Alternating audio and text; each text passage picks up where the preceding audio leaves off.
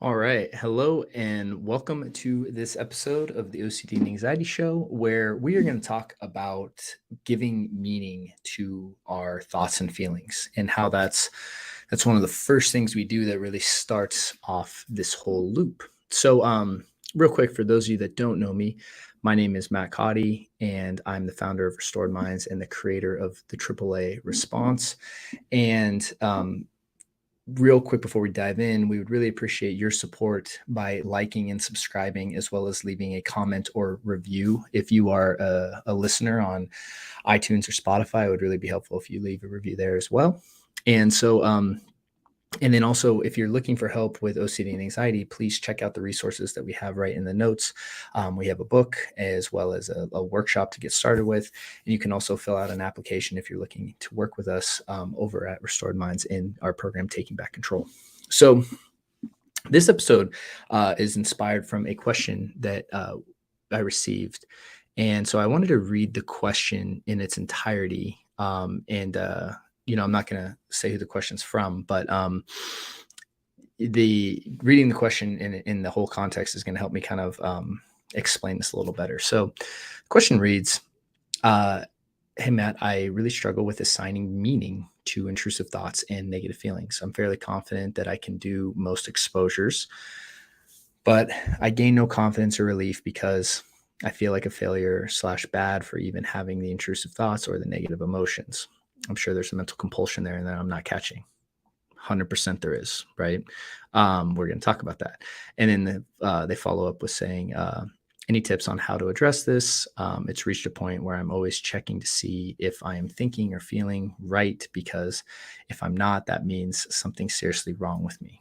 Okay, so a lot to unpack here, and an amazing question to this person. So, first off, let's go ahead and talk about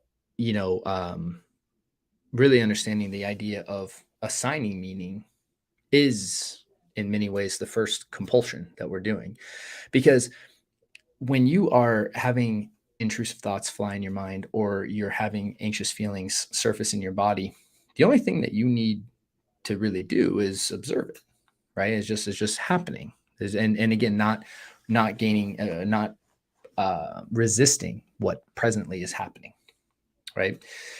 And when I say you, this is the idea of consciousness that I talk deeper about in the book, and that we go really deep into in Taking Back Control. And I really believe that in order to, really have the level of recovery that you want, there has to be a shift in consciousness.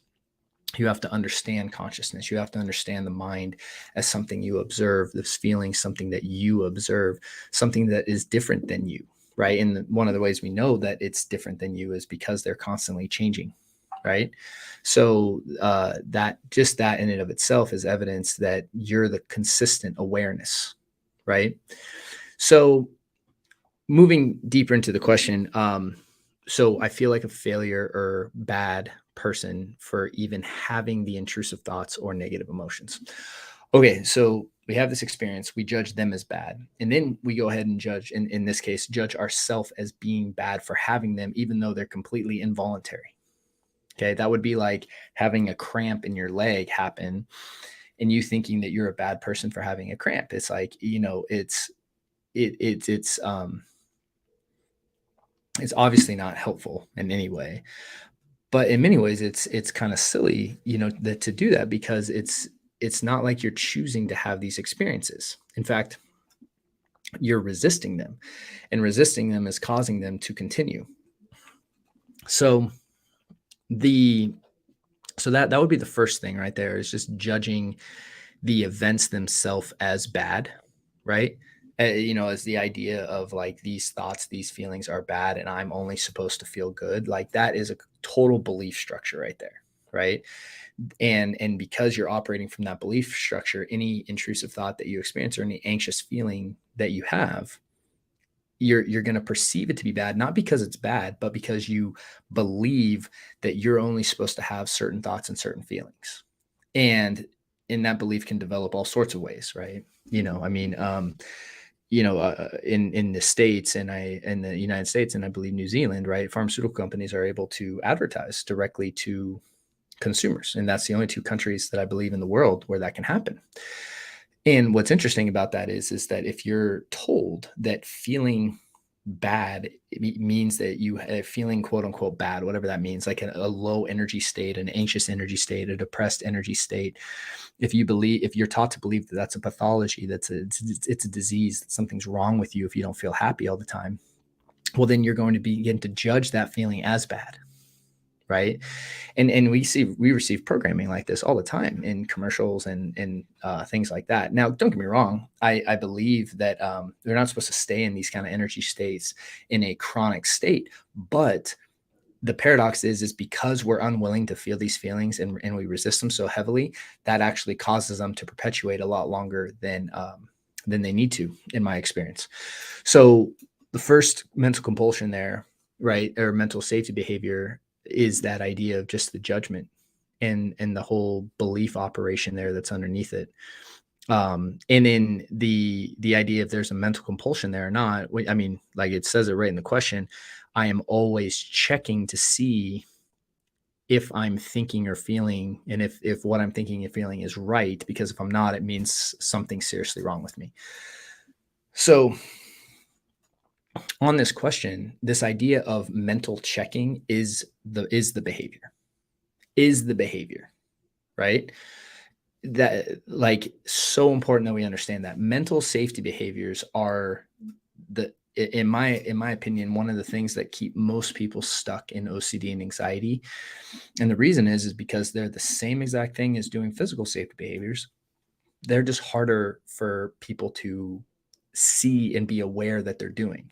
So if you're mentally scanning, right? So one of the coaches on my team, um, has this said this phrase recently, and I really liked it. But it's like, she talked about, like, if your eyeballs are going inside, right, and scanning your body or scanning your mind, right? Like, I know your eyeballs aren't literally going inside, but essentially you're bringing your awareness into your mind to see if the thoughts are there, into your body to see if the feelings are there.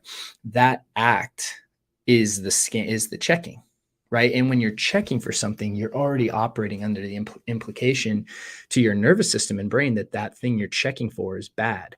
Therefore, if you find the presence of it, you're going to react to it, right? Because you wouldn't, you naturally scan for threats when you're in fight or flight, right? When your fight or flight nervous system is activated, you naturally are scanning for threats. So if you're scanning, what kind of message are you sending to your brain and nervous system? Well, these thoughts are dangerous. These feelings are dangerous. They're bad.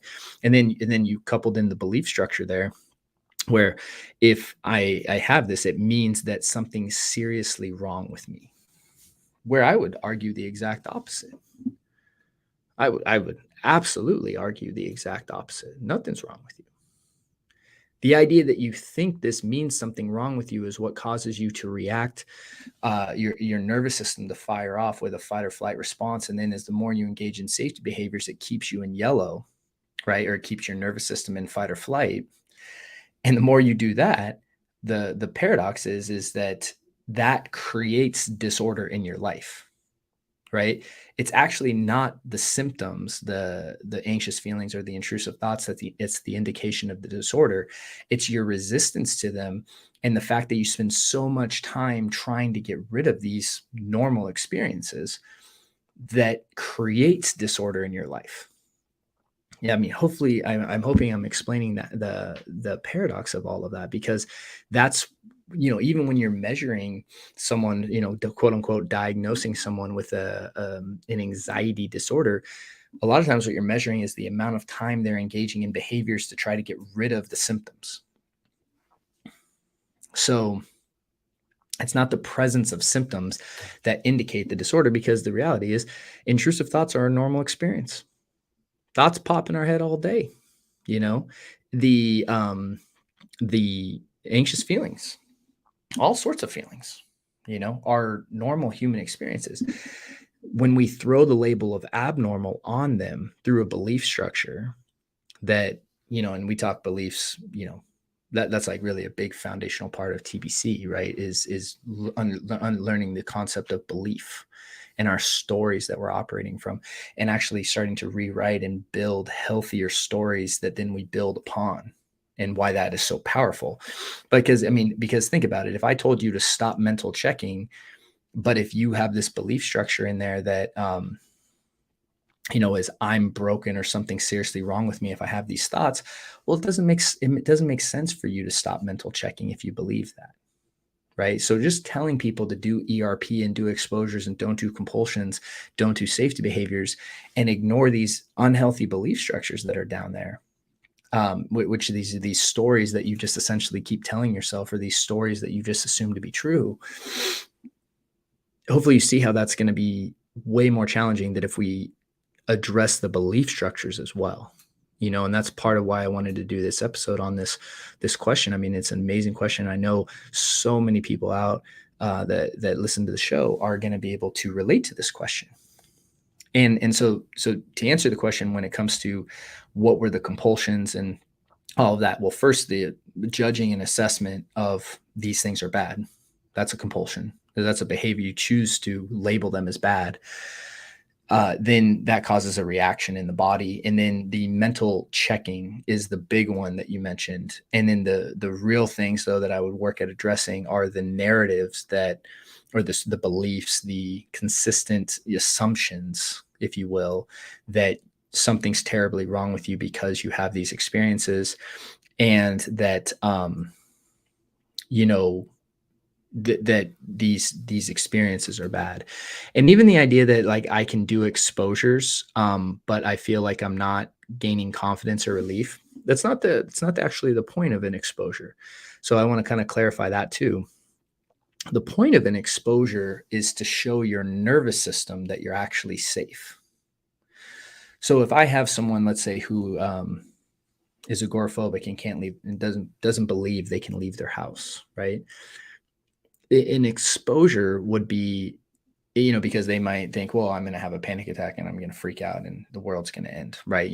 Some kind of story like that.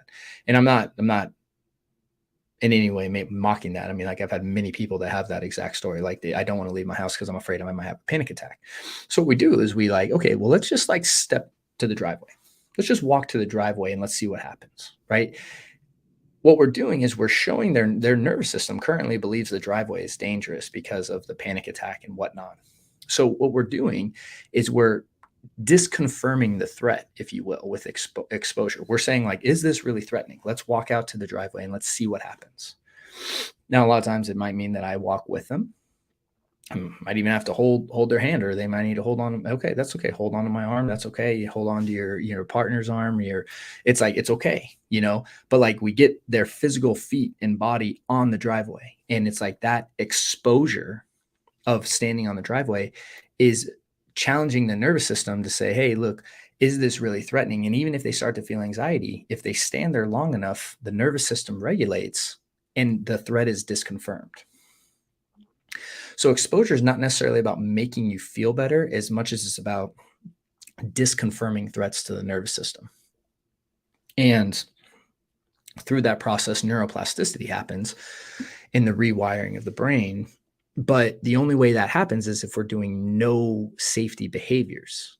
And that's why I wanted to address this question so much, because what most people do is they do an exposure and then they mental check, they ruminate, they analyze, right? They do all these mental safety behaviors. And that actually is not doing an exposure. That's doing an exposure and doing a bunch of compulsions that are reinforcing the idea that you're in danger. And then they say, well, this doesn't work for me. Well, yes, it does. It didn't work because you didn't do it correctly, right? That's why in the book, especially, I talk about, like, the first thing we got to do is get rid of the mental behaviors. I truly believe most people do this completely backwards. They try these physical exposures that are very intense. And what really needs to happen is we need to, to be successful, we need to successfully just eliminate all your behaviors first. And that means even being aware of the behaviors you're doing and then implementing a solution like the AAA response. That's like a foundation. And then we do exposures on top of that, right? Because we need to make sure we're not doing any behaviors.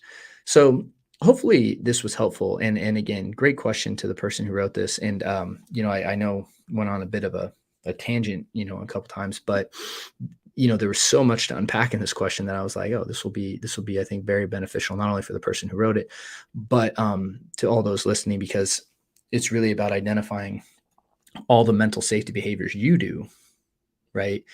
And really seeing how those are playing in your life to make sure that you're removing those to really help you be successful on this journey. So thank you so much for hanging out today on this episode. I hope it was helpful. And with that said, please check out the resources in the notes. And if you want to submit a question at all for a future episode, feel free to do so down in the notes as well. And then we will see you on the next episode. So hope you guys have a great week, and I'll talk to you soon.